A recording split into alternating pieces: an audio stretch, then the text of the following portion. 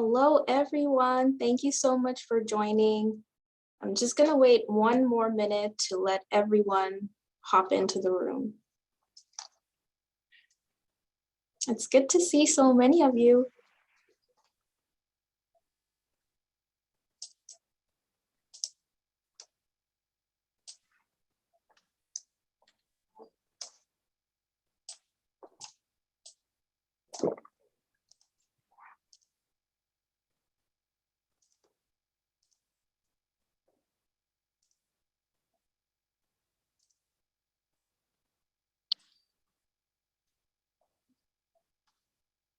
All right, well, let's go ahead and get started. Thank you again so much for joining us today for the third session of the Graduate Careers Exploration Week. Today, our panel is a little more interesting, and it's a 2-in-1 session focused on careers in government and national labs. And as always, I'm extremely thrilled and looking forward to our conversation with our fabulous alumni and our postdoc who have generously volunteered their time for this session today and coming in to talk to our students and postdocs. So my role today is just to facilitate our conversation, moderate any questions, but I will have you all lead the conversation by asking any questions. So if you have questions, feel free to use the reaction button or the reaction tab at the very bottom of your screen and use the raise hand option. Or if you can also unmute yourself and want to ask questions that way, that's totally fine as well. So I'm going to turn it over now to our alums who have joined us. So Anne, would you like to get started? Sure. So my name's Anne Nolhoff. I was in Jonathan Sweedler's lab while I was at UIUC. Right now I'm at the Food and Drug Administration. I've actually been there since I graduated. I started first as a postdoc. And then been promoted a couple of times since I've been there. Right now I'm acting as a team lead. So that's one of the nice things about the government is that you can act for different positions as they come available. So you can determine if it's a good for you, and the people above you can determine if you're a good fit for that job. So as a research chemist, I do try to develop methods for non-targeted screening for foods. So it's a little bit trying to be prepared for like any kind of events hazardous events that may happen, and using liquid chromatography hyphenated to high resolution mass spectrometry. As a team lead, I'm leading the researchers in kind of a supervisory role. And so this is a lot of different types of research. So allergens, toxins, some GE foods, non-targeted included in that as well, and some adulteration. So yeah, that's my little 2-cent summary. Awesome, thank you. Ivan, how about you? Sure. My name is Ivan Lenov. I was in Steven Sliger's lab at UIUC. And so currently I'm at the U.S. Department of Agriculture, specifically in the Food Safety and Inspection Service. So like Anne, I deal a lot with food safety. And so what I do here, I'm in St. Louis. We have 3 labs across the country. I'm in the St. Louis lab, the Midwestern lab. I'm currently the chemistry branch chief at the Midwestern lab. So I'm basically directing the chemistry branch and trying to streamline and optimize regulatory methods. We use a lot of LCMS methods to screen and detect for primarily veterinary drugs, adulterants, but as well as currently we're kind of branching out into these environmental contaminants, specifically PFAS, polyfluoroalkyl substances, as well as pesticides. That's that's been a big part of the FSIS, of the agency as a whole, but specifically for our lab, that's something somewhat new. So veterinary drugs, pesticides, environmental contaminants. And yeah, that's what we do here. Awesome. And then from the National Lab side, Chris, would you like to go first? Yeah, I might have to restart my computer in a second because I see my internet is being really unstable. So I'm sorry if I cut out. I might jump back in a second. So I graduated in 2011, actually, from Mary Crafts Group, and I did a postdoc at NIST first, at the National Institute of Standards and Technology. From there, I went to Pacific Northwest National Lab, where now I'm basically run what we call the spatial omics group, where we're doing a lot of spatial mass spectrometry, i.e. like mass spec imaging. And I'm a team lead as well as Anne. And the interesting thing is I'm a team lead of a team that I have no expertise in, but is very good on the like understanding the different things, like soil biology is the team that I'm leading. So it's more of a managerial role, but I also have to really lead a lot of this, will help mentor a lot of the scientists and help them be successful as well. But yeah, the national labs and the federal labs are really two different beasts on being there. And so I have experience in both of those.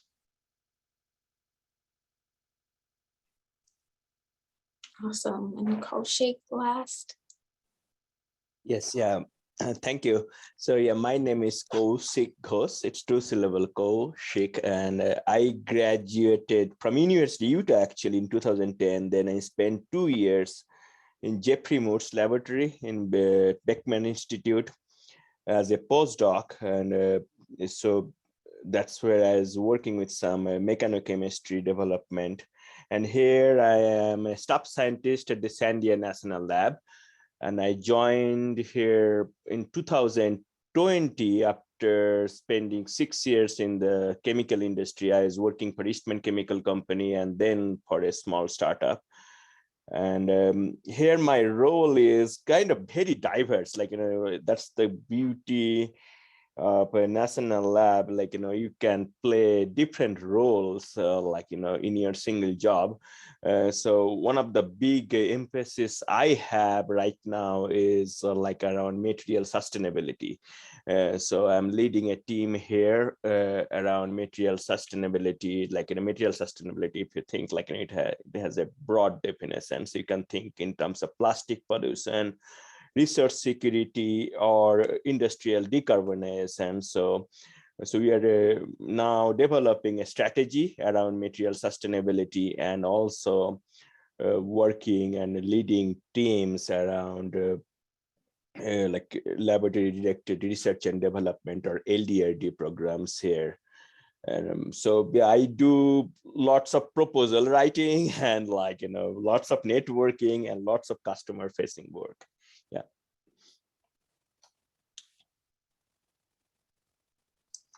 Awesome. Now I'm going to turn it over to our participants, current students, and postdocs to ask any questions. And as I mentioned before, feel free to either unmute yourself or use the raise hand option to ask a question. And when you ask a question, please also don't forget to introduce yourself.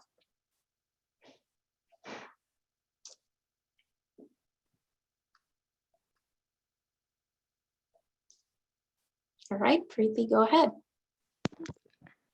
Hello, my name is Priti, and I'm a fourth-year graduate student in the chemistry department, and I work in electron microscopy. So my question for the panelists today is, for me, in grad school, I've only heard mostly of academia and industry, and how the work environment, how the research happens in those cases, in those environments, right? But how is is there a difference in the research that's done in a national lab or in a government lab, for instance? Is there a difference between research done in those labs versus those done in academia or industry? And is the work environment significantly different than in academia and industry? Yeah, that would be my question.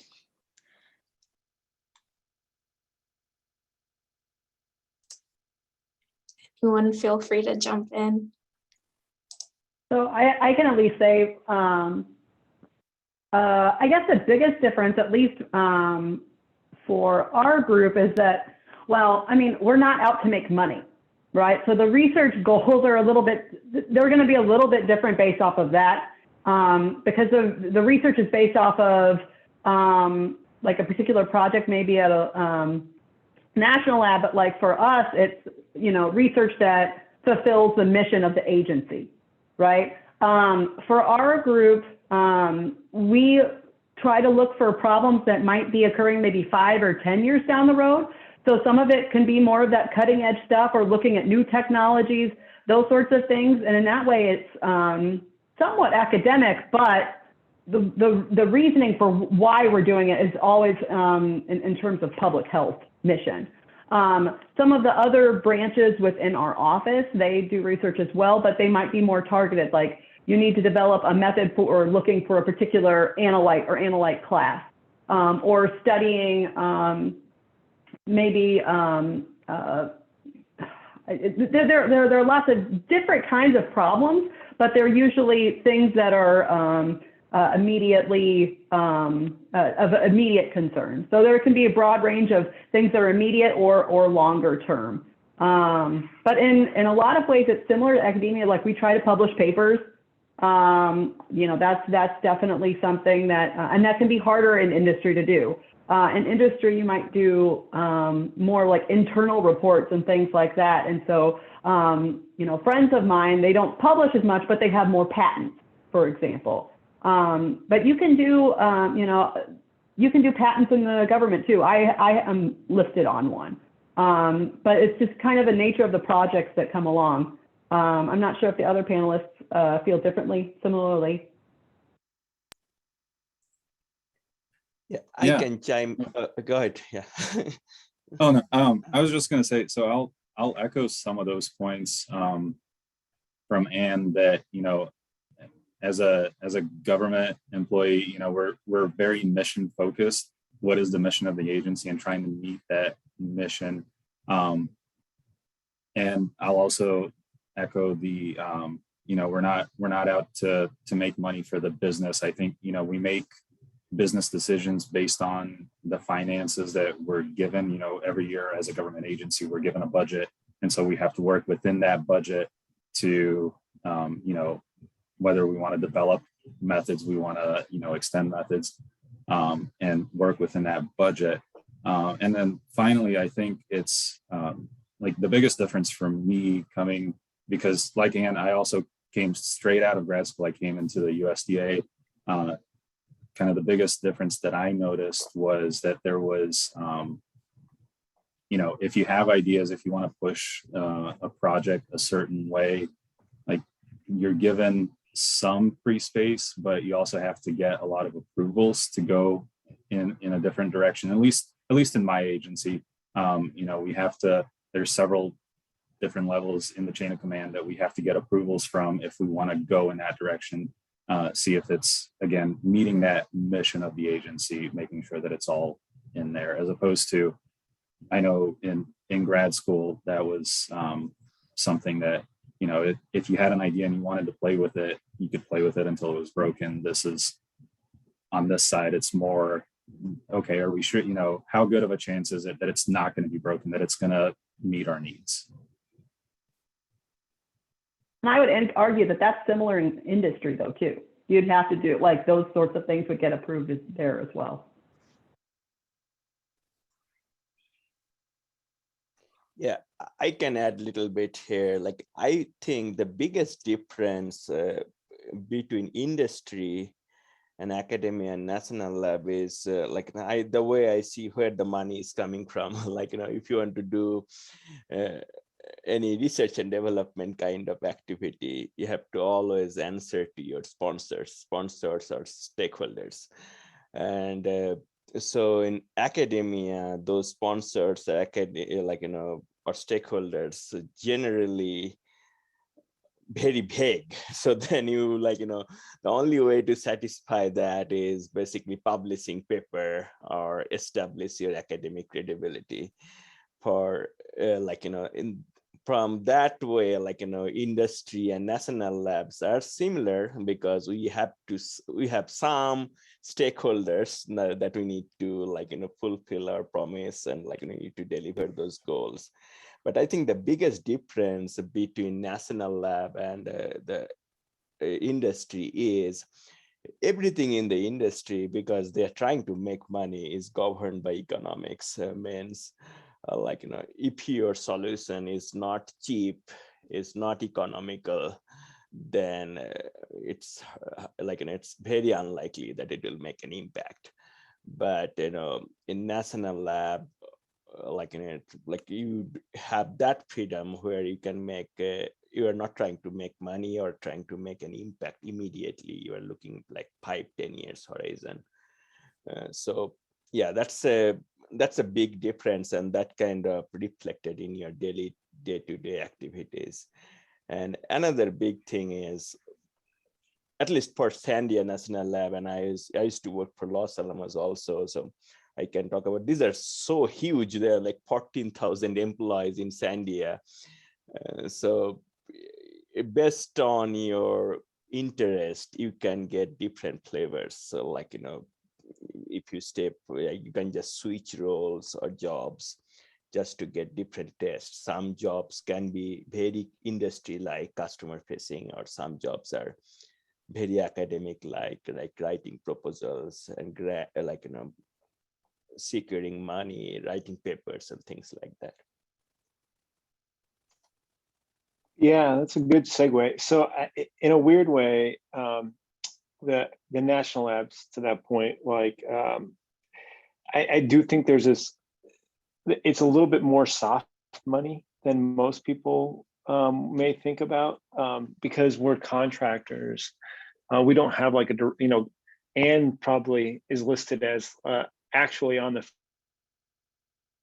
federal budget, like the FDA. When I was at NIST, like, we were listed, employees are listed in the federal budget of what gets sent out, whereas it's just more of kind of a black box. The Department of Energy is going to fund the Environmental Molecular Science Lab, where I'm a part of, $44 million. Now, how the Battelle decides they're going to split out that money in the management, that becomes its own thing. So yeah, there is like, for me, I've become pretty good at writing. Like, I write a lot of proposals now, and I operate more kind of in a pseudo academic role than I do what I think others would think. Like, I would say, I mean, there's still roles I have to do on the, what I would say, like, government roles on being a science advisor and helping build programs internal, but that's kind of that's the part of the work that maybe is replaced, as opposed to actually doing like teaching, right? Like, there's always some part of your role that you're going to go into that is not just pure research, right? Whether it's managing folks, whether it's writing proposals, whatever. So no matter whatever job, there's no like pure science job right there. I mean, that you're going to get into. But yeah, that's a good point. Like, Pacific Northwest National Lab is the same thing. You could be in a division where you're writing proposals, or like mine, where we're doing sort of fundamental science, or you can be in the National Security Division where you're doing, stuff that I don't even really know about what they're doing, but their money's a little bit more. They do write proposals, but it's a little bit more secretive of what they're doing. It's a little bit more stable, but you don't publish, and you don't, it has a product that they're pulling out for security of this country. So I if I had one other thing I would tell everybody, and it's what I always tell the postdocs that are coming in here, is no matter where you go next, everything is going to be a lot slower for the first few months, first year, because you, especially as a graduate student, you're like, once you're a fifth year, fourth year, sixth year, you're the most productive you're going to be then. And then you're probably leaned on a lot by your graduate advisors and so forth. And as soon as you get into the next space, you're like, you're a cog, you're part of a bigger team. And there's other rules and stuff like that you have to learn about. There's all these things. So it's just a change of pace that I think a lot of people get really shocked by. but just be aware of that. And then also be aware that like all your peers right now, aside from your graduate advisors or whatever, are all your kind of in your same demographic and age group and everything. All of a sudden, when you get into an industry job or into a government job, I remember it was kind of being at NIST, I was a postdoc, but I was definitely 15, 20 years the junior of everybody else around me. So I was like, whoa, okay, it's just a different dynamic you're going to get into, but just kind of, you won't know what that is until you get there, but just be aware that it's be a little bit different. Thank you. Anna, go ahead with your question. Hi, can you hear me? Yeah, we can hear you. Cool. I'm Anna. I'm a first-year grad student in chemistry, and I was wondering quickly, like, what each of your weeks, what does a week involve for you, and what are your favorite parts of that and your least favorite parts?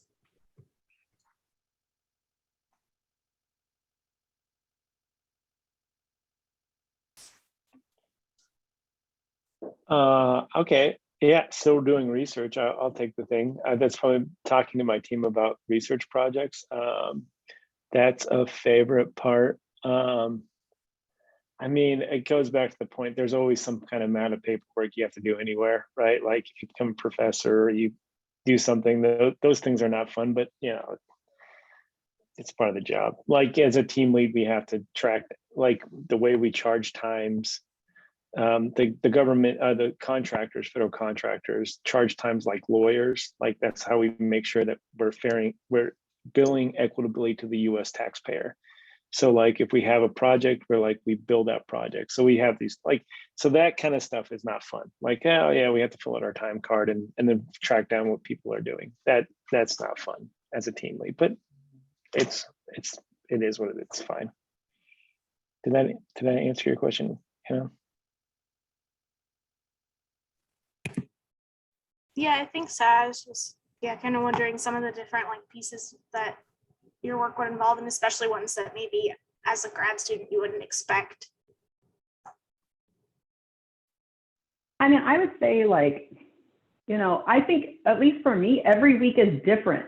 And so how I spend my time is very different from week to week. So I don't know that I would say like maybe what I do in a given week differs a lot throughout the month or like throughout a couple of months. And it kind of depends on the time of year. Like, for example, if we're nearing the end of the fiscal year, then we're trying to do a lot of budgeting and spending of all the money that we have from the budget. Like, so that, that can be that's not quite as fun.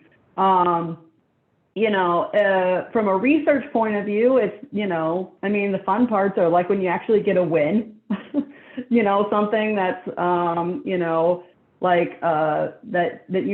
but that would be similar to what you would do as a graduate student where you're like, I had a really good day, or I actually was successful in this thing, right? Like that's those kinds of things are fun, right? You won't go into science because you like the science part. Like Chris said, talking with people about the research project, the science part, that's the part I enjoy the most. Looking at time cards or like approving requests to come in due to COVID and like those sorts of things, that's less fun. But it is nice being able to interact with people a lot more, and especially in like a team lead capacity. I speak with a lot of my colleagues more than I would on a regular basis.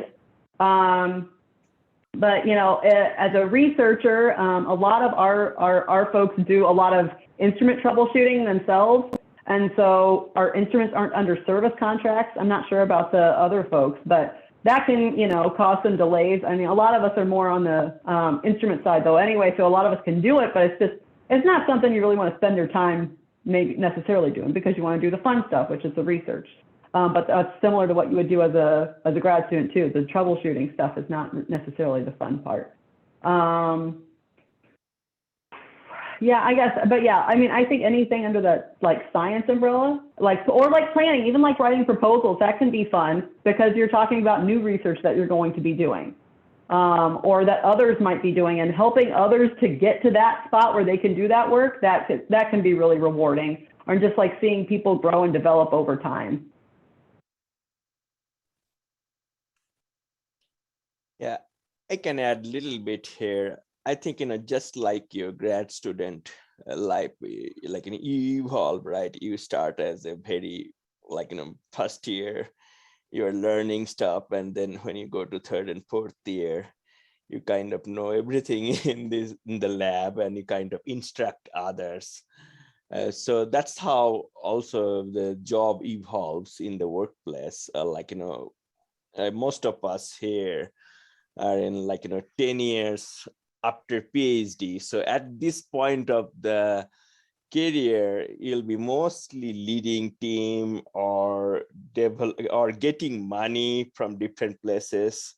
And then the skill that I feel like that is always comes up is the persuasion. How do you persuade in terms of writing a proposal or talking to customer to get that funding. So, and that could be really thrilling, or it could be frustrating sometimes, just because you are not traditionally trained to do these things in the grad school. But that's the good thing, you will grow in the job and learn these skills, and then hopefully able to improve. Yeah, I think for me, in a given week, it is different.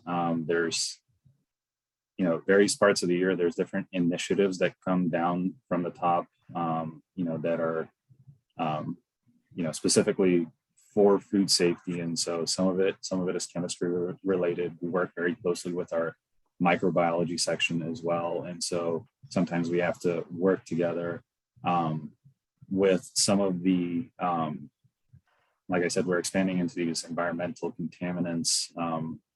We have to work with other federal agencies. And so that's really the fun part whenever we get to interact with other, subject matter experts in another agency where they are like the expert in their field, and they provide this other view that you can kind of tweak your approach a little bit and see that, again, like going back to meeting the mission of the agency, how are we doing with that? How do we get to, protecting the public?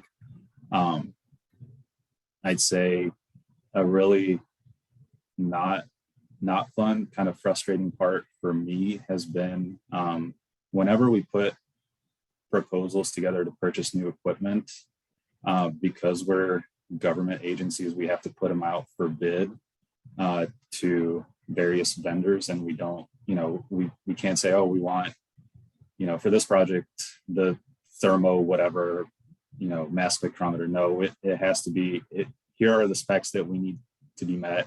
And so it's open for bid. Anyone that can meet these specs can put in a proposal. And so at times we'll get 3, 4, 5 different bids because these, this instrumentation can meet these specs, and having to go back and forth and try to make sure that you get the right piece of equipment to fit with your workflow, that it doesn't derail the lab and derail the workflow. That gets frustrating at times. And that's, I don't know, I feel like that's kind of fresh on my mind because I recently dealt with that. So that's why I'm saying all of that. But that's different, right? In grad school, I feel like that was, oh, hey, I want this, I want this specific thing because I think this will help my research. And if you can write the proposal that you want that, you get that. But there's, again, more rules to play by on the government side, I feel. Thank you all. Oh yeah, go ahead. I was going to say, I think the point too is that from week to week that all of us had talked about, it's a little bit different. Some weeks are, we can focus a lot on research. Some weeks ends up being proposal development or dealing with purchases or whatever, right? So, but it's a week to week thing. All right, before I take any more questions, there were a few that came in through the chat. So a student asked, was a job in national labs or government something that you were targeting early on in your graduate career, or at one point did you decide this was the path you wanted to take? and also if there were any specific experience or ways to be involved in grad school that would be helpful towards pursuing a career in either government or national labs.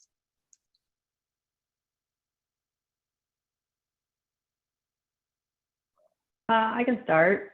So actually, when I was an undergrad, I worked at a state lab for a little bit in Illinois, and that was a lot of routine type work, which that's one of the reasons I decided to go to grad school, is because I didn't want to be doing routine work. But it was really cool in terms of the kinds of samples we got in and being able to directly help people. And so I liked that kind of connection. So we would get, like, for example, I got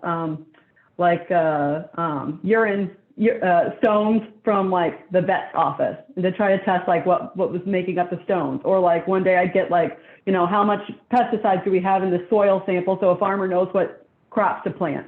Or a pig autopsy came in today, what killed our pig? And so it was really different, and it was and I liked being able to help people, but a lot of those methods were very routine.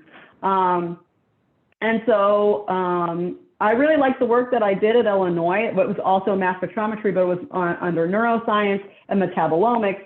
But that mass spectrometry, I really liked using mass spectrometry, and I liked the research part. But I did like the idea of having like, I think, a connection to helping folks, where the focus was less on making money, but more on trying to, you know, help the good, common good, I suppose. And so but you know, I really did apply all over the place. And at the time when Chris and I were trying to look for jobs, there were no jobs. Like, it was really like, in terms of, you had to get a postdoc. I don't know of anybody else who got a full-time position when we were looking. Chris might correct me if I'm wrong, but I feel like it was a really tough time. And so, you know, at that point, you just had to kind of look and see what there was. And employers could be really, really picky. And so it's like, if you haven't used this instrument, we're not going to hire you. If you don't have, you know, experience in this type of software. Whereas now I think it's swapped quite a bit, whereas it's definitely a market more for the people who are looking for jobs, the job seekers, versus, so I think that's a little bit different too. But there were government postdocs that were available, which is, you know, what Chris did, what I did. And so that was kind of a nice trial period, at least for me, to test it out. And so there were a lot of, you know, I liked the idea of the work that I would be doing in the posting. It was in my wheelhouse in terms of my experience. And they had a lot of different types of instrumentation that I did not have in the Sweetser lab. And so I thought, well, that'll at least help me find a job if they don't keep me on at FDA. And there were a lot of people that I thought I could learn from. And so all of those things helped me decide that that's what I wanted to do. But I will say back then the job market was much, much tighter and harder. It sucked. I don't know how to, it was not easy. Like now, every postdoc that I try to recruit has 4 or 5 offers. Before that, you could pick. Like when we were going in, like it was the opposite. It was like every recruiter got 4 or 5 people they could choose from. It helps that we went to Illinois. It was a good school. People were like, always gave us a lot of credence. So they're like, oh, okay. So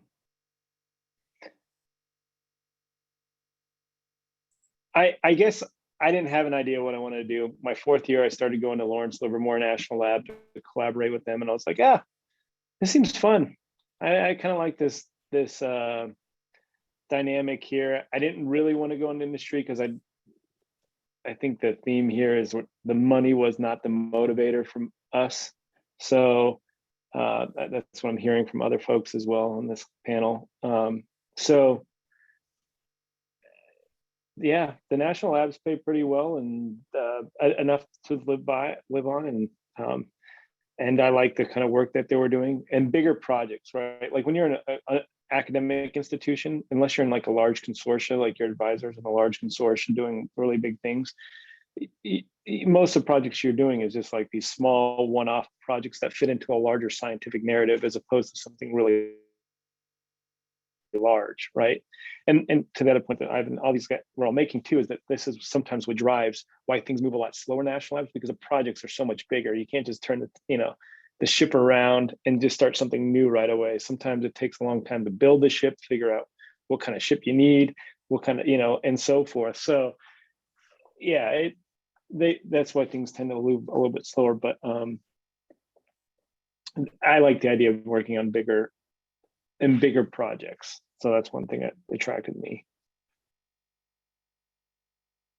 I think networking also helps, like talking to people who, like, I mean, at least you all are coming to these panels, right? So you can at least hear about like the different experiences people have. I was actually, I was at PitCon and was on a bus and recognized somebody else that went to my undergrad institution who was like 5 years ahead of me. And we started talking, and he's like, and he was finishing. No, he was not a grad student anymore. So he's asking me, "What do you want to do?" And then based off of that conversation, he connected me to somebody at FBA who I actually work with today. And so, but she gave me a lot of insight into the different types of postdocs that were available for the government and how you can get started there. And like having those kind of starter discussions with somebody who was actually part of that, the organization, was really helpful in me deciding, oh yeah, that is something I would be interested in doing, because it's hard if you don't actually talk to someone who's been in that boat.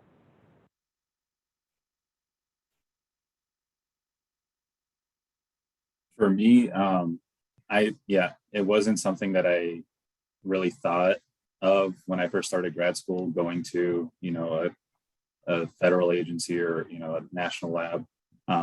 I think meeting different people, I considered it eventually. What it came down to at the end of the day was that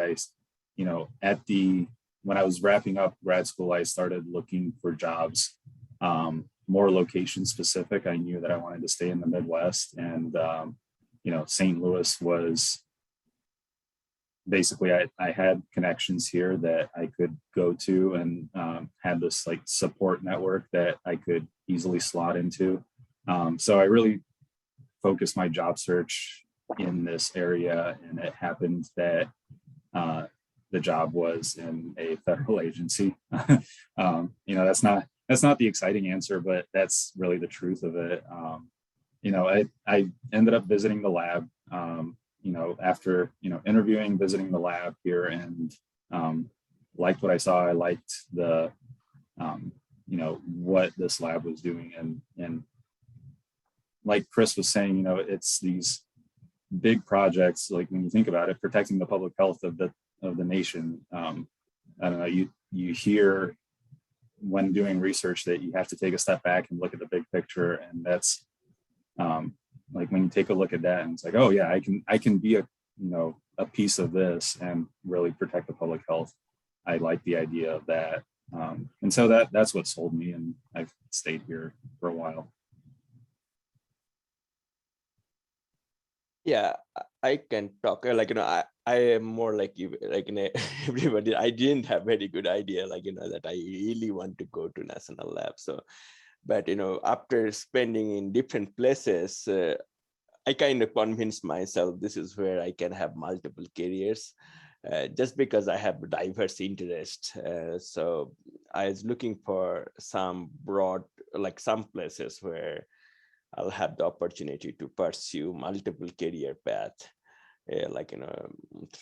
without changing the place. So that's one of the reasons I was drawn to national lab. I'm not saying you can't do it in the industry, but the location plus that, that appeal of the workplace kind of motivated me to come here. I think in terms of, I think part of the question was like experiences that might be helpful. Postdocs, especially for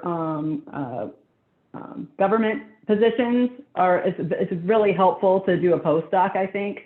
But I guess, and I will say, like, internships are becoming a little bit more popular. So I actually just had a U of I grad student help me over the summer. And so, and she brought her own money, and actually, well, anyway, it doesn't matter. But like but that's becoming a little bit more common as well. And so that way you can try it out. Now that's harder because those are only like 3 months. So that doesn't really give you a taste, and you tend to be doing something that's a little bit more routine, because 3 months is not enough time to like start a research project and see it to fruition, right? But like a postdoc gives you, that like 2 years, that gives you time to like figure out like if you like it, if it's a good fit for you, but also gives you that experience so that it's easier to you'll have that as a good experience for getting hired.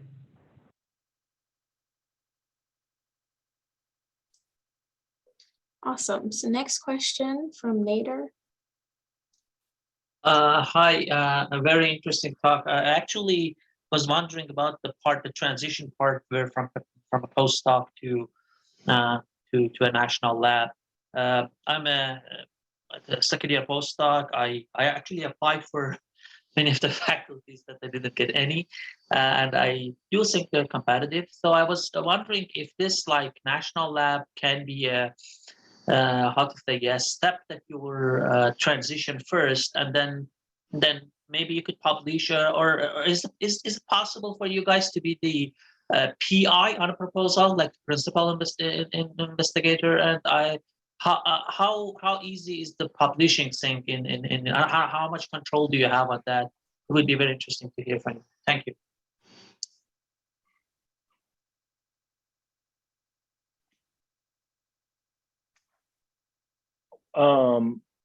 We can be PIs on our grants, yes, to NIH and DOE.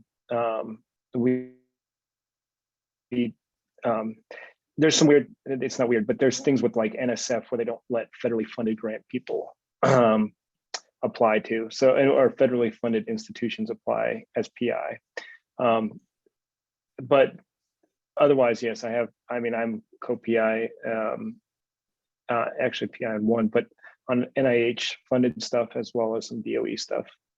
And papers, it really just depends again on the lab and institution on stuff, but like, yeah, again, our division's really about a lot of fundamental science, and it's a metric that we are graded against is how much we're published, right? So in a weird way, my division tends to be a little bit more academic, like I noted earlier.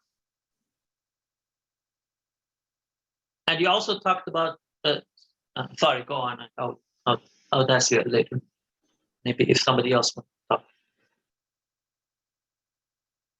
I would say, I guess this is something you should have mentioned earlier too. The Pretty's question was that one of the differences also, at least for the federal government, and this is different compared, I think, to the national labs, is that because we do get that budget, we don't write grants like Chris would, right? We have our money allotted to us from government. And so that can be good or bad, depending on who the president is and who Congress is and like where they see those funds going.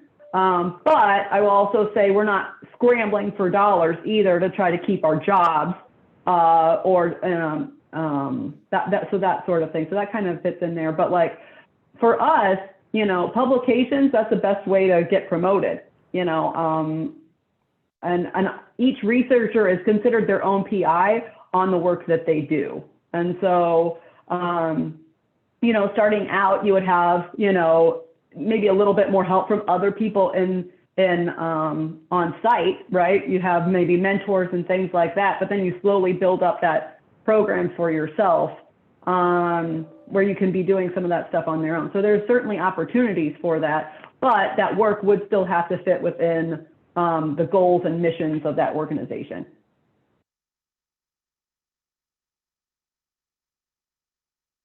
Yes, yeah, I'd like to add, yes, I am PI a couple of proposals, and I am also writing proposals all the time. So yes, you can do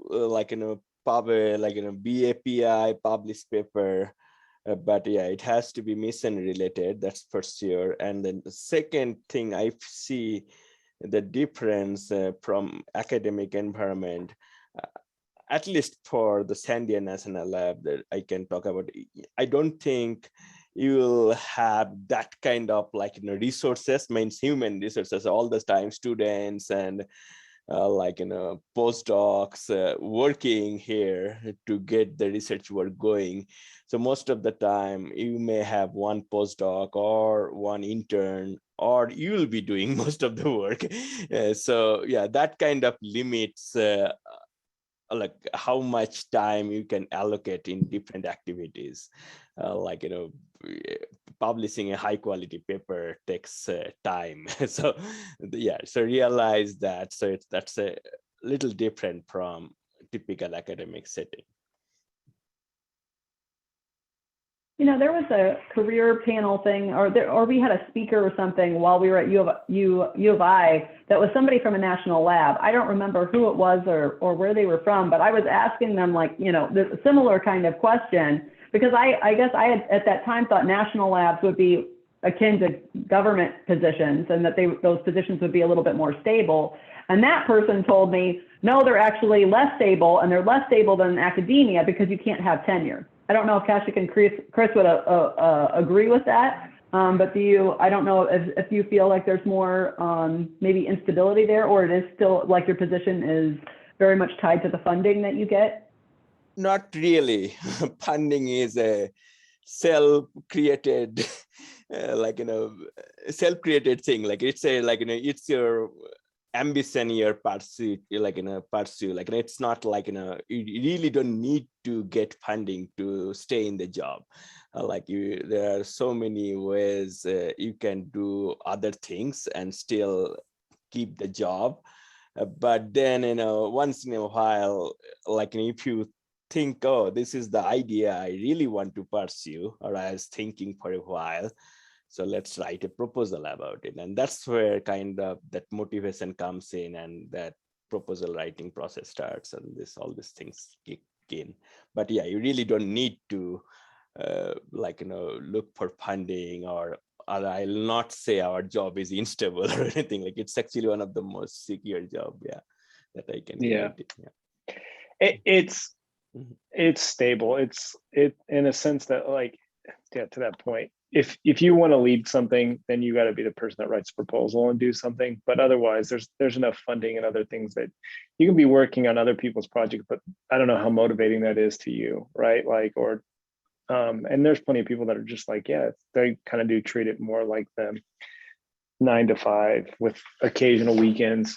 You know, they're here. There's plenty of work that we need to get done that they can do. So I do realize it is a little bit to that point too, is my experience with the National Lab has been a lot different in the sense that I've had 5 postdocs in the last, since I started really being like a staff scientist in the last 6 years. I have 2 more coming, whereas like most people have like 1, and then they get another one when that one leaves, and that kind of thing. Yeah, it really depends on how much you want to lead versus how much you're just fine working on other people's projects or larger projects in the lab. I guess it sounds like it's like, as a staff scientist, you get the collaboration you want, and you get the academic freedom, because you know that place like Illinois, UIUC, or other big universities, you work for a very accomplished supervisor. If they want to publish in Nature or Science, you get to do the work, a lot of work, and you may spend over a year or so to just publish one big science paper, and you're part of the team geared toward that project. But let's say, from what I hear from you, a smaller project could be done. You could publish less impactful, not Science or Nature, less impactful, but still good papers for a smaller project, and you also get to have the collaboration. Is that true? Yeah, I mean, from a national lab, when I was at NIST, the one thing I will tell you is that NIST, the way is designed that it wants everybody to be an expert in whatever they're doing. So they don't really hire anybody but PhDs. So like when I was doing like measurement standards for like biological films, like I had to be an expert in that. And it was like me doing all the projects, all the measurements, everything all the time. And I published 2 papers in the 2 years I was there. But it goes back to that point, like depending on what the project, depending on the institution, depending on what institution is looking for, or even maybe not even at the institution, but at the division or directorate level within these institutions, because I know Sandia and PNNL have similar structures where there's multiple directorates in each of our labs. So they all have different, they all have different things that they're looking for and what they want in staff. And also, I just want to wrap up real quick. So, when, for example, when a national lab posts the position, is that happen that you someone like you that you're actually going to work with the postdoc? Is that the email that they post that you have to reach to these people for that postdoc position? Is that the kind of thing that happens? That is usually a staff scientist who is willing to hire that postdoc position. Yeah, if it's at least here, if it's listed, that's someone that like I would have put out a call for someone, right? Or someone like someone in the team would have put out a call to hire someone. Thanks, that really helps. Sorry, I didn't mean to capitalize on all that conversation panel. Awesome. Next question from Devin. Hi guys, thanks for coming and talking to us. This is really helpful. So yeah, my name is Devin. I'm third year in the white group right now. One thing I'm kind of curious about is that from you guys and also another speaker would come from NIST, I hear a lot about very analytical kind of inorganic even job types within these national labs. So as an organic student, I'm just curious, do you guys work with a lot of organic chemists in your staff, and what does their job look like relative to say what your job looks like as someone who's focusing more on a lot of these analytical methods, like developing LCMS methods, things like that?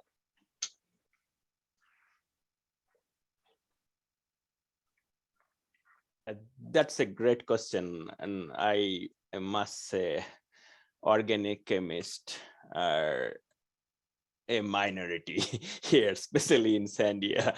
I am an organic chemist, and my department is organic materials laboratory. And if I pick organic chemists throughout the laboratory, like there are 14,000 employees, I would say it will not cross more than 30.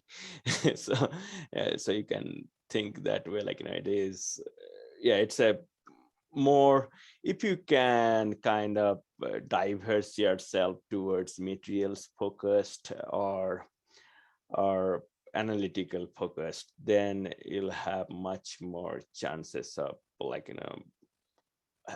I'm not saying you can't pivot and into different roles, but doing what you love to do, that's where you have to really think in terms of materials. What are the materials like these national labs care for? And then as an organic chemist, how can you contribute to develop those materials or alternative materials? So yeah, that could be a one way to think about. But yeah, I do agree, organic chemists are typical organic chemists are not in majority here, at least in Sandia.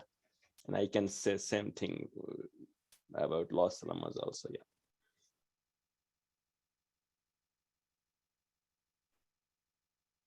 If I could add just a little, oh, sorry, no, go on. Oh, no, I was just gonna, I know you asked about the national labs more so, but specifically here for the Food Safety and Inspection Service, right, like the whole mission of the agency is analytical focused, is like analyzing what's in food. And so, I have a few people on my staff that have an organic background, but they're not necessarily using that organic background.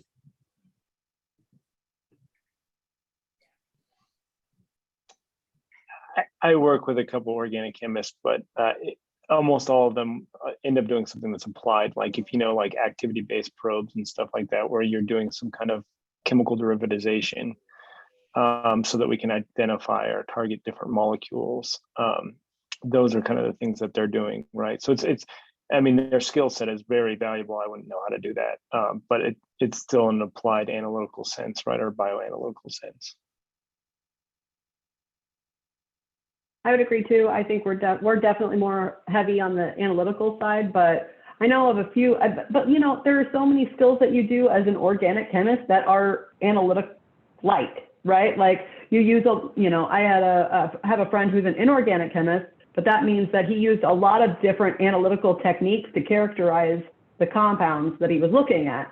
And so those skills transfer very readily to that sort of thing, but then it is much more analytical work. But like compound identification or looking at, for example, like molecules used in like food packaging, things like that, those sorts of skills would be useful. But that would be, that could be maybe more useful, not necessarily on the research side where I am, but maybe more on like policy and review of work that's coming in. So I think there are opportunities for that. But for our office, I would say it is more of a focus on analytical. But we do have, we have a physical chemist who's like our NMR expert, but that's because he's, used NMR a ton when he was in grad school. And the person he learned from, he did organic chemistry where he was coming from. But again, it was very much focused on the NMR side of things in terms of what we need that skill set for. Right. Well, thank you guys. Actually, one little minor thing. I'm just curious, do you think there are any other either federal or national labs that do have more focus on organic chemistry as opposed to that? I know you guys are all very, like you said, your job description is very analytical by itself. So that makes a lot of sense. Of course, you guys have a lot of background on that, but. So at NIST, it kind of went back there. There was an organic chemistry thing, but a lot of that also was building reference standards, right? Like, so understanding the organic chemistry to build a chemical compound that you could use as a reference standard or something like that. Again, it all goes back to measurement. So I'm really trying to think what other ones I know. Yeah, I think every national lab have this small pockets of organic, like a pure organic chemist. Like in Lawrence Livermore has I can say they have it's a little bit more focus on organic chemistry. Lawrence Berkeley National Lab also, they have a little bit more focus. But then in general, they'll still be minority. I can bet that. Yeah. Well, thank you guys. I appreciate it. Okay, I have another question from the chat. So could you tell us a little bit more about how the work-life balance is like at a national lab or a federal agency? Is it more of a 9 to 5 or is it more flexible?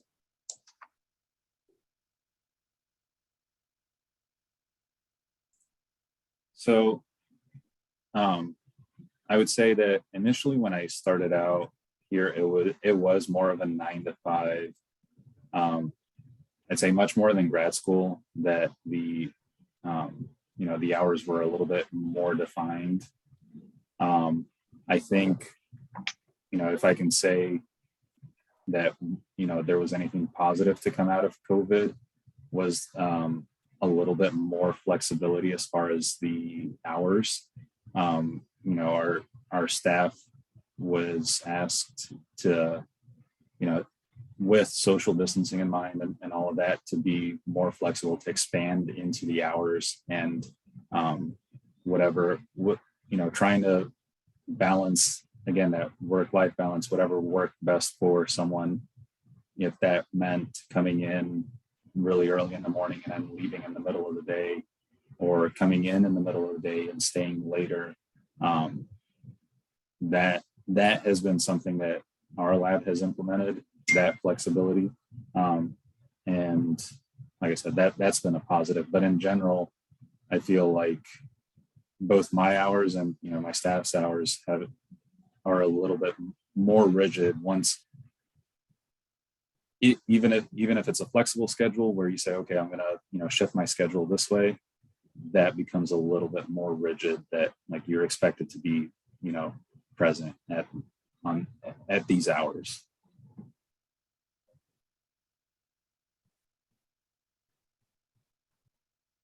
I would agree with that too. I think when I first started, it was much more, kind of a 9 to 5 type thing. But I think it also depends on what you're working on. Like, for example, you can imagine all the vaccine people at FDA have been working around the clock, right? Because it has been a hectic few years there. COVID has changed a lot of things too. Like, I was juggling having 2 kids at home and working at home at the same time. So that was, I see Chris's eyes bugging out. Yeah, that was the mess. But we made it, and I was glad that FDA at least allowed us the flexibility to do that. So I would just like wake up super early in the morning, and I'd have my chunk of time. I'd take over from my husband, watch the kids, and try to do it work while I was watching them, maybe get some in during nap time, and so that was definitely not a 9 to 5. And so I've somehow kind of gotten back into the habit of like grad school hours lately, but I think that's just kind of the nature of working from home a little bit more, because you don't have that separation. When I went in the office, I came home, I wouldn't look at work yet that night. I would try to leave it there. Whereas now, I think I'm connected to it a little bit more. But I wouldn't say that that's necessarily, like a government thing per se. I think that was just kind of naturally what happened over time. But I will also say that that's me doing that. Like there's just certain things I want to get done. And my style is that I like to be the one telling myself what to do and not necessarily somebody else like saying, hey, you need to get these 12 things done. If I say I need to get these 12 things done for myself, that's a little bit like working extra hours to get those things done because they're good for my career or good to get a publication out or whatever. That motivates me, I think, a little bit more so. But the hours can be more regular, but again, it really depends on the workload of whatever institution you're at. I will also say, like, as a manager, the like straight 9 to 5 like hours don't necessarily apply to you as much.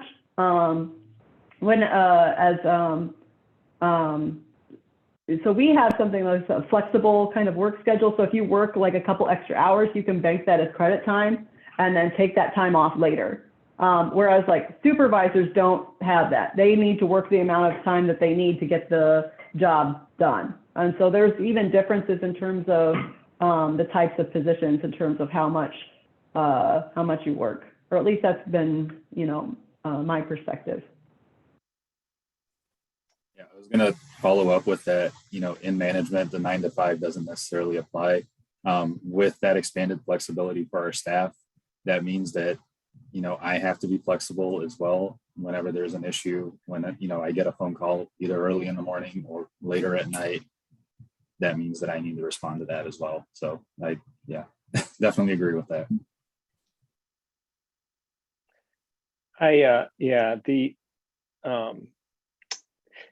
Starting out, it was a little bit, going back to the point I made earlier, it starts out slower. As you build in more projects and stuff like that, you're probably going to work more than 40 hours a week just in order to get the workload done. But that's fine. This is the struggle everybody has, is a work-life balance, right? Like whether you're going to industry or you go academia, wherever, you have to decide what what a priority for you is and what's not a priority. On the manager part, you're going to have to do more stuff. I will tell you, as a hiring manager, the one thing you should never ask any of us going in is this a 9 to 5 job? Because I think a lot of people from the federal government's federal and national labs kind of take the offense to that. Like, you think we're like slackers. And I have had someone bring up to me in a hiring when we did like interview them that one of the reasons they wanted to be here because they think it's a 9 to 5 job and they look forward to that. And they were a great candidate, but after that, I was like, sorry, they were kind of off the table after that point. So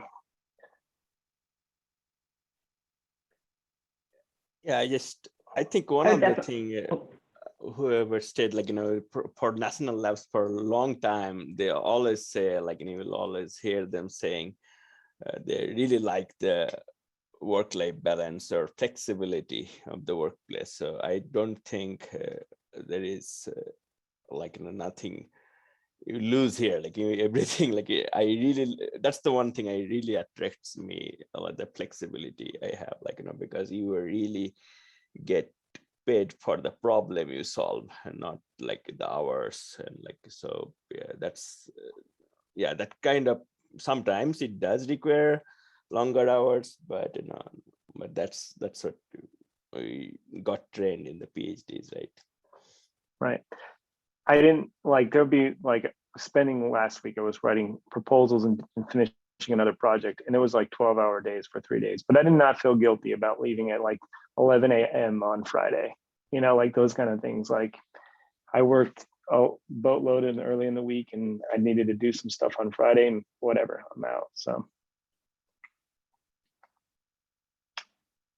I would agree with Chris though. Anytime I've tried to hire somebody, whenever they say that their first, like one of the first questions out of their mouth is how much am I going to have to work? Or like, is it a 9 to 5, that sort of thing. It's not necessarily, I mean, I think it is an important question. I think it could be rephrased, like what time commitment is expected of me? That's a different way. That's a better way of saying it rather than, can I only work 9 to 5? Like, and I think it also is in context with the other questions you ask. I think in this kind of forum, I think it's really good, right? None of us are like hiring you right now, and it's a good way to discuss those sorts of things, right? But if you ask somebody in an interview, like there are other things that matter a lot more, like the work, like, and like, how you're going to fit into the organization, those sorts of things, and make sure you ask those questions in addition and try to think about how you frame questions. It's very, very important. But I have gotten those also, and it's very common. It's a very common question. But those, I mean, especially for the government, it can be harder to fire someone. So you want to make sure that you have employees that are really good and aren't just there to fill a spot from 9 to 5.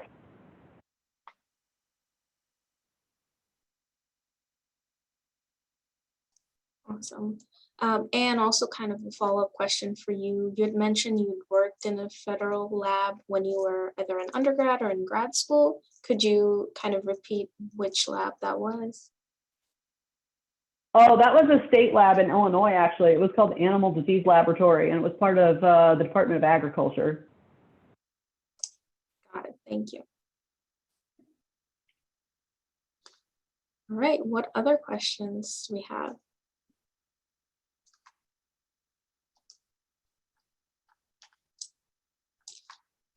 If no one else, I also have a few more questions from the chat. So what kind of qualities or factors do you think helped you find your job, and what are the important things that employers are looking for? Is it kind of more of your area of research or technical skills, or your papers or publications, or more soft skills? Yes. I'd say all those things. I mean, like, I would say, personality matters a ton. You have to see these people and interact with them all of the time. And so if it's not like a good fit, it's really hard to deal with that person all of the time. So like having a good, they don't need to be your best friend, but you do need to be able to work with them, and you don't want to cringe every time you have to deal with the person. So that does matter a lot. Matters a lot more than what I had thought. I think maybe as a grad student. I definitely look at publications. That's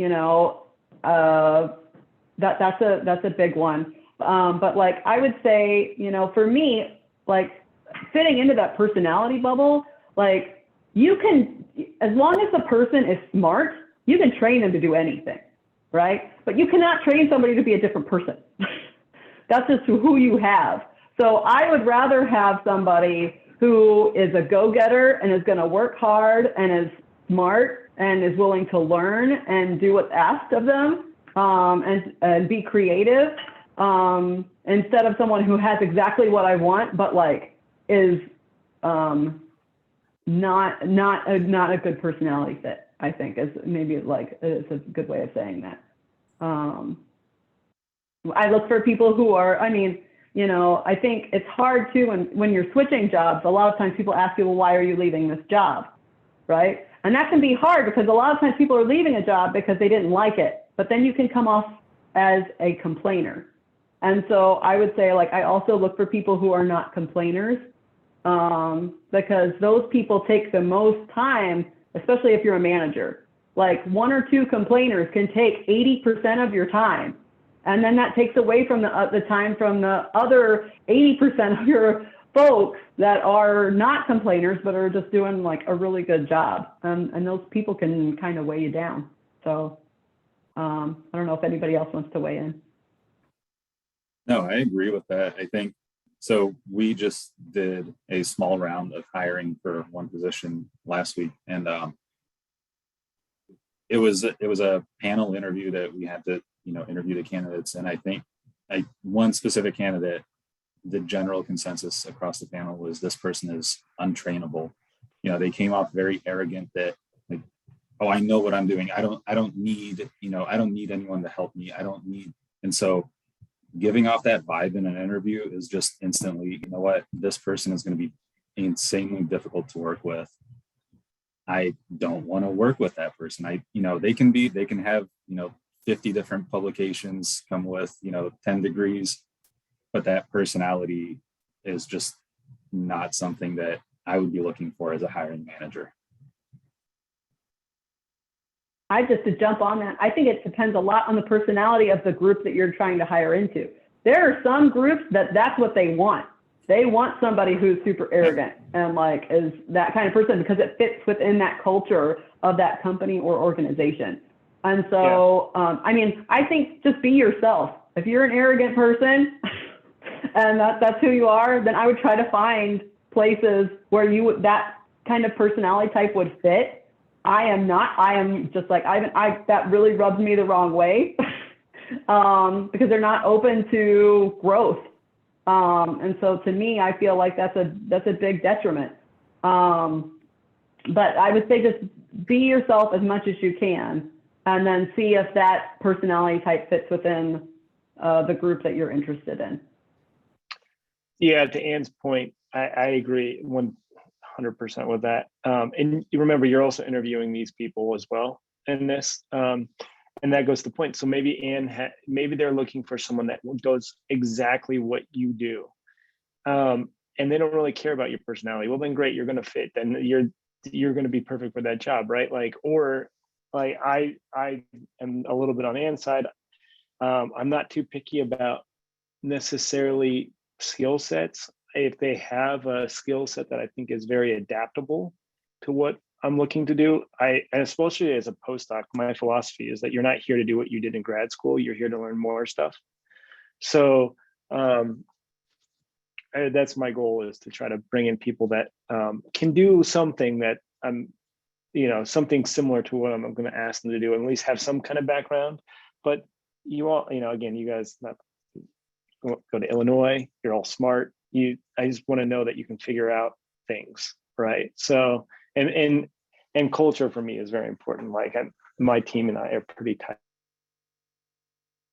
So. Yeah, I would also add one more thing. Oh, sorry, go ahead. No, go ahead. Yeah, finish your thought. I would say I've had to hire a lot of people, so I have my things that I look for, for sure. Somebody who does not proofread their presentation, that's a big no-no. Like that person has no attention to detail, and they're going to make a lot of mistakes. So if they can't check their own work when a job is on the line, not great.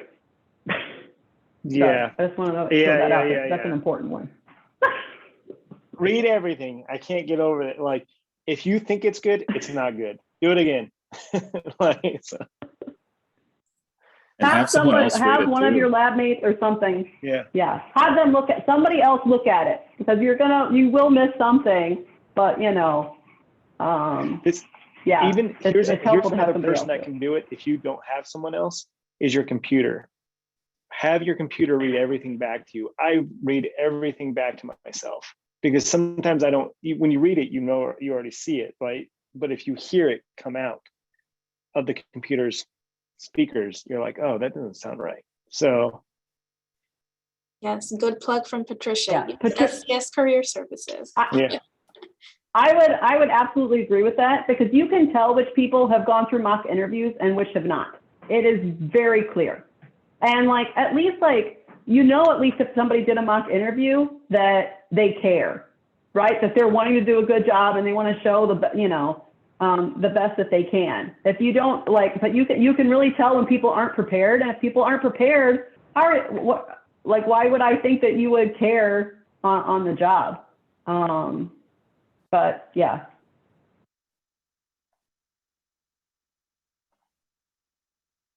Kaushik, you were going to add something. Oh yeah, I was just telling, like, you know, so it depends on kind of job. Like, if you are looking for postdoc job, then I see, like, you know, there are different kind of attitudes in, like, you know, in the hiring manager. So in the postdocs, generally, like the hiring managers or staff scientists like me, we are looking for someone who can really do the work that is already, like, we know, we get the funding for. But then when you are looking for staff scientist job, then I think it's more like, you know, we are looking more like broad skill set, not like a particular skill set. But yeah, in general, for me, like, I do look for like, you know, a person, like, you know, rather than a particular skill set. Yeah.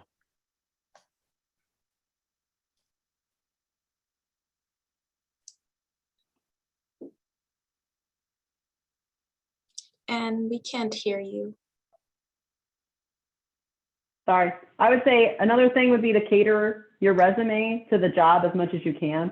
It takes a lot more time, but you know, when we have a lot of resumes to look through, you look through them quickly. And so if those, you know, if it's not abundantly clear from that you would be a good fit, it gets, you know, passed over. So I would say try to do that as much as you can. And that also speaks to, like, coming to the interview prepared. I think, you know, having thought about like just examples of your work, you know, and just knowing a little bit about the lab that you're applying to.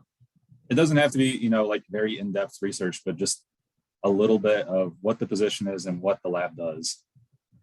It makes a difference.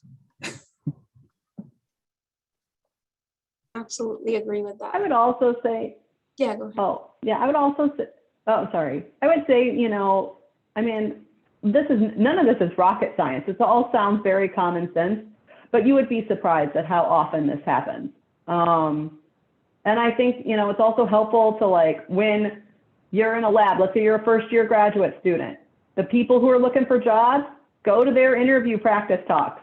Go and, like, talk to them about the interview process and those sorts of things. That kind of, like, mentorship helped me so much whenever I was looking for jobs, right? But I mean, I've interviewed people where you can tell that their mentor was not very helpful and they did not have good lab mates. And like, that person might be very good. Like, there's somebody I interviewed where I told them, I think we need to take a break.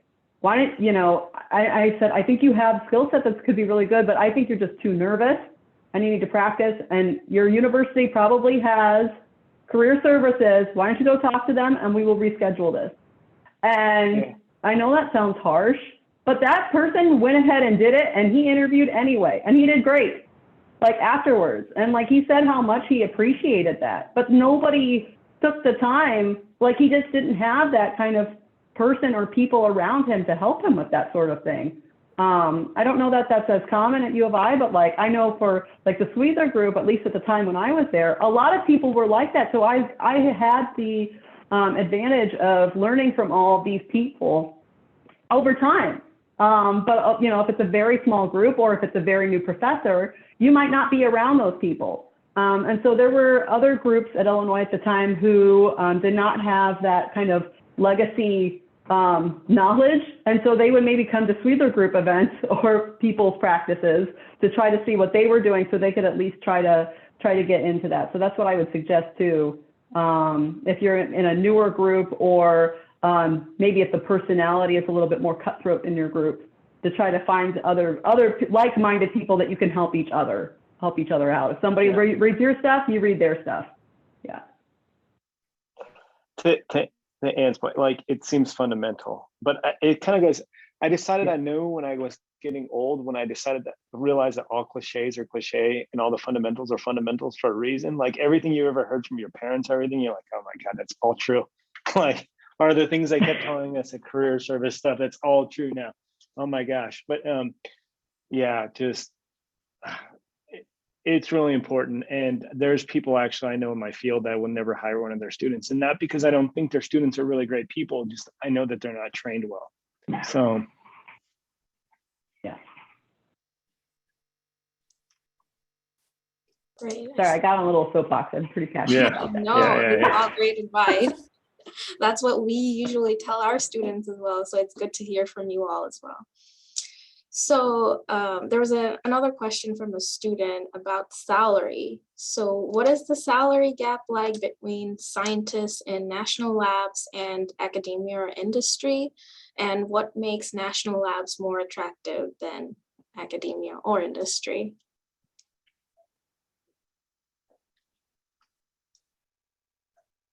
So from a postdoc standpoint, it's pretty competitive. I don't think NIHs are very big.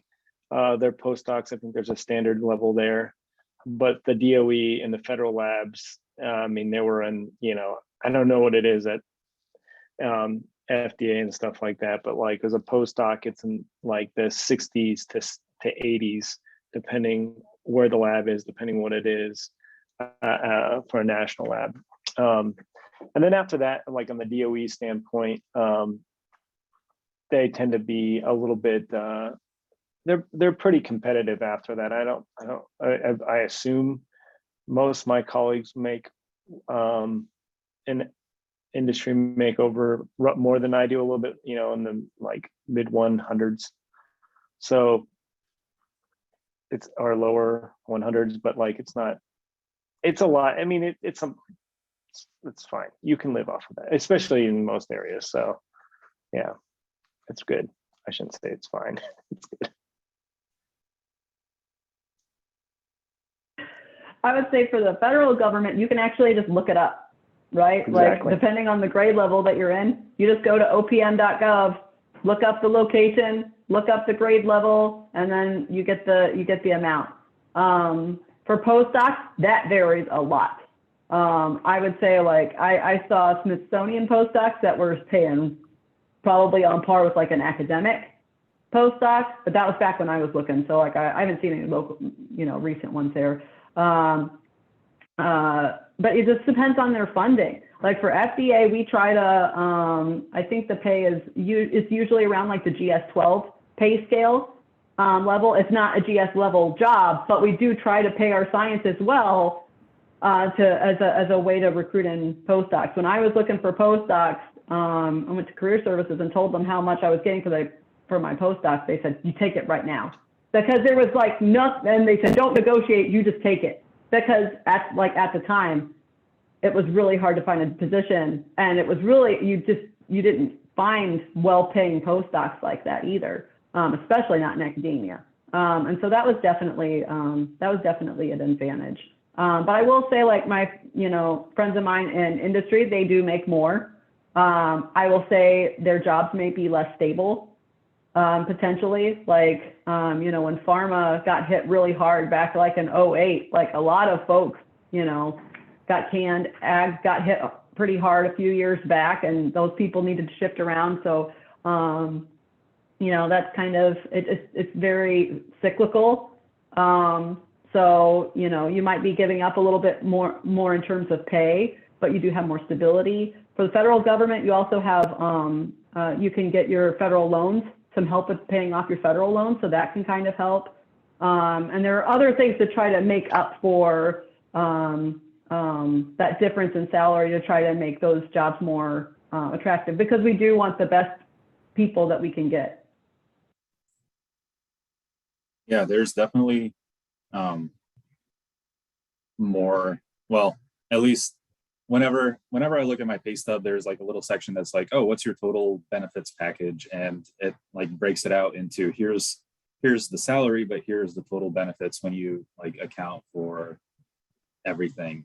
I guess one thing that I would throw out there, so USDA is on the GS pay scale, but if looking for federal jobs, look for some of these jobs that have the career ladders that, you know, they start you at a certain GS level, but then you have the potential of climbing up to, you know, so for example, maybe starting out at a GS9 or a GS11 or whatever, but then climbing up to a 12 or a 13.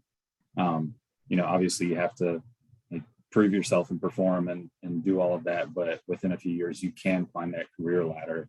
I don't know, that was something that I wasn't familiar with prior to, you know, entering the federal government. But usually when these jobs get posted, I don't know about postdocs, but when the permanent positions get posted, they will say, you know, promotion potential up to whatever level. And that's a career ladder that you can go up to that level. I'll agree with, you know, what's been said already that, you know, friends in industry probably make a little bit more than I do, but I don't know, job stability. I think seeing what happened in the last recession and seeing like some, you know, people around me talking about like either can't find a job or losing a job or, you know, all of that, I think that really stuck with me. And so I appreciate that stability. Yeah, I think it depends on the location also. Like, you know, for the national lab, Sandia has at least 4 or 5 locations. Like, you know, the Albuquerque, New Mexico is the biggest primary one, but then based on the location, the salary varies a lot. But again, I'm coming from industry to national lab, then I can tell. I would say the base salary, I don't think it changes much. You know, so, but what you lose, like, you know, in the national lab in terms of just from salary perspective is the bonus, like, you know, you don't get that bonus money, like, you know, but now, as others said, there are plenty of good things, like, you know, that you can compensate for, like, you know, for that bonus. Yeah. Yeah. Eventually, you know, the money you get to a point where you're approaching 40 and you realize I get paid pretty well. And like, I don't know, when am I going to buy a boat now with this? I don't know. It's fine. I don't want a boat. I just want to be clear about that. So. Bigger I think it also goes to, but like, but it also goes to what Chris said. I mean, it's priorities. It's what your priorities are. Like, do you want to make boatloads of cash? You know, do you want to move around a lot, like, and have different positions? A lot of people like that change. And so I would say, know what your priorities are and know thyself.